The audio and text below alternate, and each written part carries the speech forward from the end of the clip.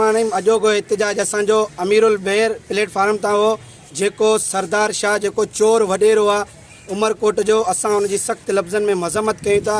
असांजी मला क़ौम हिकु वॾी अक्सरियत रखे थी ऐं असां तारीख़ में आहियूं। साईं जेको उमरकोट जो जेको चोर वॾेरो आहे, जेको असांखे चए थो त असांजी क़ौम कुझु बि कोन्हे।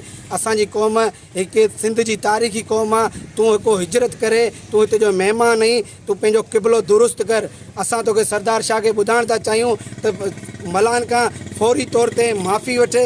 न माफ़ी वठंदो त अचर ॾींहुं असां सिंध एसेंबली जो घेराव कंदासीं। सॼे सिंध जा मला हुनखे ॿुधाईंदासीं त तुंहिंजी औकात छा आहे।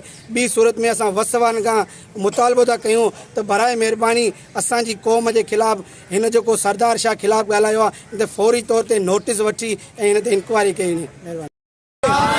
उमरकोट जे सक़ाफ़ती वज़ीर ते, उमरकोट जे सक़ाफ़ती वज़ीर ते।